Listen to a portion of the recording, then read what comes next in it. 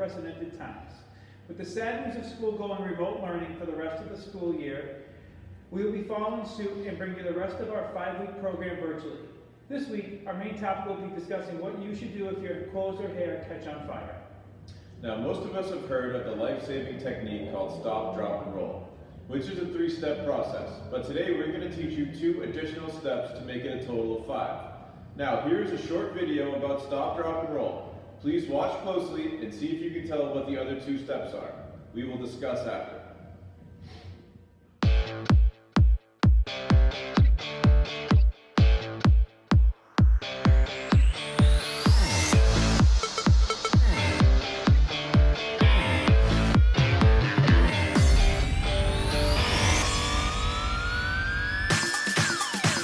Stop, drop, and roll. Stop, drop, and roll. If your clothes catch fire, then stop, drop, and roll. If there's fire on your clothes, that's when you do this. Tell everyone you know. Some folks never knew this. If you're young or you're old, join the safety patrol. It's your goal to know. Stop, drop, and roll. Stop, drop, and roll. Stop, drop, and roll. If your clothes catch fire, then stop, drop, and roll. Stop!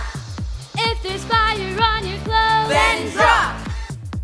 That's how it goes. Then roll. Ride on the ground. Yeah, roll. Around and around. Till the fire's out. Till the fire's out. Stop, drop, and roll. Till the fire's out. Stop, drop, and roll. Till the fire's out. Stop, drop, and roll. Till the fire's out. Okay, what'd you think? Pretty good video, right? Were you able to catch the other 2 steps? Let's go through all 5 steps to make sure. Step 1, stop what you are doing. This is a scary situation, but it's important to try not to panic and run, as this can add oxygen to the fire and possibly make it worse. Step 2 is drop. Drop safely to the ground. Step 3 is a new step. Did you notice what the kids were doing before they started to roll in the video? They used both their hands to cover their faces. This is done to protect your mouth, nose, and eyes from the heat and smoke created by the fire. You have the potential of breathing this in and hurting your throat and lungs as well, and making it difficult to breathe. Step 4 is roll. Roll until the fire goes out. By rolling, we are seeing the fire triangle in action. When you roll, you smother the fire and remove the oxygen side of the fire triangle. Step 5, your job isn't finished yet.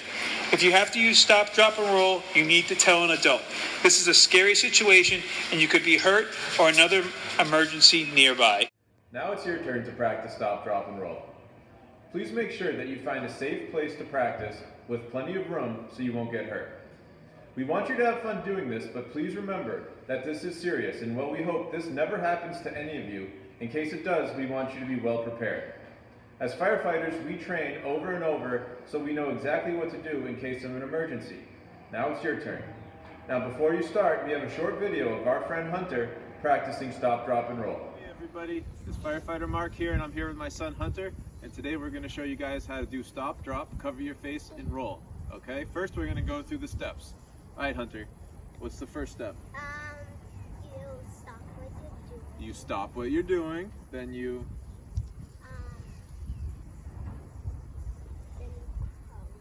what do you drop to the ground safely. Nice job. You drop safely to the ground. Then once you're on the ground, what do? Before you roll, you Cover your face. you cover your face. Nice job with 2 hands. Then after you cover your face, what do? You roll around until the fire's out. Nice job. You roll around until the fire's out. Once the fire's out, what do? You tell them. Okay, now we're going to practice this, all right? So I have my fake fire here, all right? Stand on up, buddy, okay? So we're going to pretend that your clothes are on fire, okay? No kids were hurt in the making of this video, okay? Here we go. I'm going to tape the fire to you, okay? Ready? So your clothes are on fire. What do, Hunter?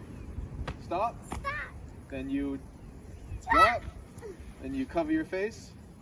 Cover your face. And now roll. Go, go, go. Roll, roll, roll, roll, roll. Now roll the other way. Roll the other way. Roll the other way. Roll the other way. All right. The fire's out. Now what do? Now what do? Tell a grown up. Nice job, buddy. All right, as you can see here, buddy, hold on. Let me show one more thing, okay? Let's put the fire back on. Now lie down. Lie down on the ground. Turn around so you're on your belly. Okay, so as you guys can see, when we do stop, drop, and roll, we're seeing the fire triangle in action, okay? When Hunter's clothes are on fire, he's rolling. As you can see, his belly is against the ground. That way the fire is smothered, okay? So we're not letting any oxygen into the fire. So that means we're taking oxygen out, which means the fire will go out, okay? All right, nice job, buddy. All right, stand up. All right, now the fire's out, okay? You told a grown-up, maybe you had to call 911 because maybe you got hurt, or maybe there's a real fire. And when the firefighters show up and there's still a fire, what do? What do? They use a hose. All right, everybody, thanks for watching. Now back to the fire station. Hey, no! So there might be some questions on how firefighters go into a burning house and their clothes don't catch on fire. Well, we wanted to show you our firefighter gear and explain how it protects us. Here we are with Firefighter Mark's firefighting gear. As you can see, he's already got his pants and boots on. I have his jacket right here. So on the back, it says Marblehead, where he's from.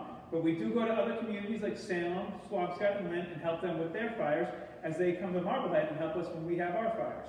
And at the bottom it says his last name, Fitendo. That's for when we have all our firefighter gear on. It's actually pretty tough to tell who is who. So at least if you see a name on the back, you have an idea of who that person is. So the jacket and the pants is made up of 2 layers. The black layer here is the fire-resistant material. The blue layer here is what absorbs all the heat from the fire.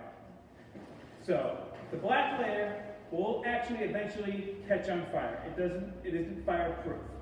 But it gives us enough times if we get into a dangerous situation to be able to get ourselves out or put the fire out.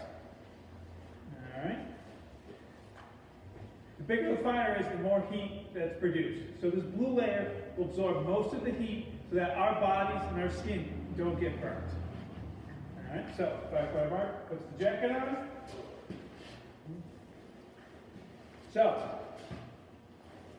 right now, picture middle of June in Marblehead, 90 degrees out, and you got to put your snowsuit on. That's what it feels like with Firefighter Mark right now. So, one cool thing about the boots, there's steel in the toes. So, he can get stepped on like this, boom, doesn't feel a thing. So, one thing that we also need to show you was our firefighter helmets. Each firefighter helmet's a little unique to that certain person. Let's have Firefighter Mark explain his helmet first. Okay, so my helmet is made out of plastic. Some fire helmets are either leather or plastic. On the front I have a shield. The shield represents what truck I'm on. The white number 1 is for an engine. If it was a red number 1, it might represent a ladder truck. And since I'm on engine 1, engine 1's up here, I have a 1. For the guys who are on engine 2, they would have a 2 on their shield. And down here it just says Marblehead. I have these shields on the front. They're called Bork shields. Okay, they protect our eyes in case we're using tools like chainsaws or other types of saws, just so we can have another layer of protection. So just to show you guys a couple of stickers I have on my helmet. You have these reflective stickers around the top. Those are for when we're in a fire and it's dark, or in the middle of the night if we're outside, so cars and fellow firefighters can see us.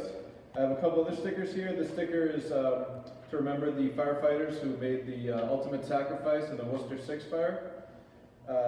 This sticker right here was a gift that my son gave me. He's a big Ghostbusters fan, and I am too, to be honest, so he gave me this. I put it on my helmet, and the Ghostbusters do live in a firehouse, so.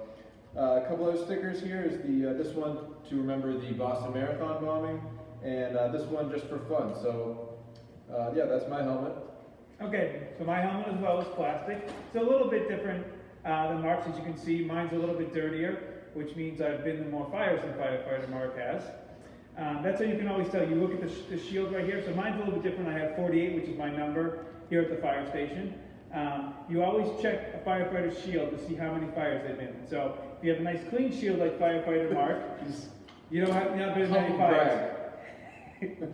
But the dirtier your shield is, the more fires you've been in. So mine's pretty dirty. So I've been in a fair number. I've seen some firefighters, and we've had some retired guys go through here where you couldn't even read the front of their shield because they've been in so many fires. So it's a little way of us bragging we're in the fire service. Or he got a little too close to the Christmas tree fire. So, my stickers. I have the sticker for the firefighters that died in the 9/11 tragedy. I have my sticker here that says I'm an EMT. Every year they have a big stair climb in Boston. This is the Fight for Air climb, which raises money for the American Lung Association.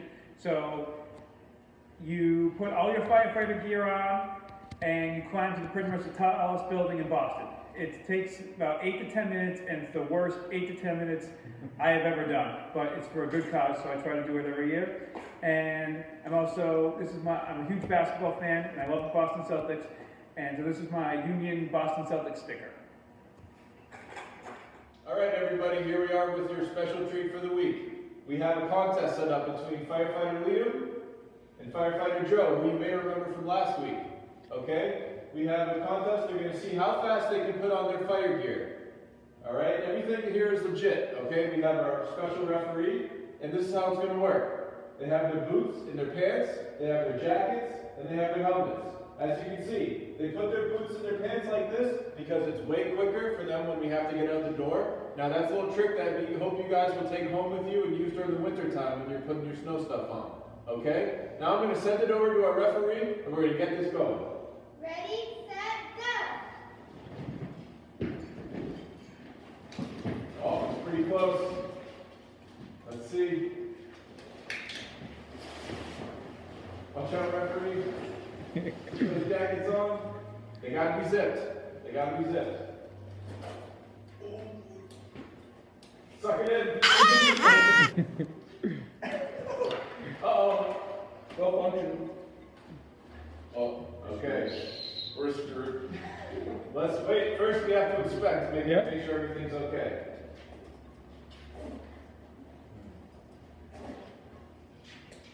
Winner! Firefighter Joe, congratulations. You. That's right. Well, I hope everyone enjoyed another week of fire safety. I know we had a great time doing it.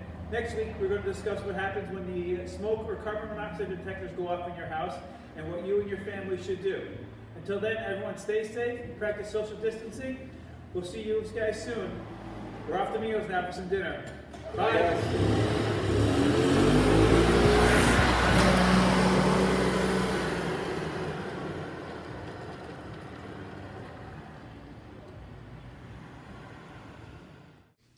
Sit, Rondo, sit. Good dog. All right, so I wanted to let all of you know what I miss most about not being in the classroom is the time that I usually set aside for each class to ask questions and maybe some story that I have about the fire service. So we wanted to give you all an opportunity to ask myself or Firefighter Mark a question you might have. So with your parents' permission, we've set up an email account so you can ask your questions. It's mfdsafeprogram@gmail.com. So fire away. The story I wanted to share is the music we played at the beginning of the video. It's a bagpipes and drums parade march performed by firefighters. A majority of the pipes and drums bands in the United States are made up of firefighters. When I was your age and even younger, my favorite part of every parade I went to was when I could start to hear the shrill sound of the bagpipes and feel the beat of the bass drum. I didn't realize till much later in life that how important the bagpipes were to the fire service history, and most of the people in those parades were firefighters themselves. It's funny how life works sometimes, and being so captivated by this music at a young age, just one of the many reasons I know I made the right choice of becoming a firefighter. The pictures I put in with the music are some of my favorite pictures we have here at the fire station. So go back and watch again, see if you can recognize one of the buildings. I'll give you guys a hint. It's you might have gotten a slice or two there before.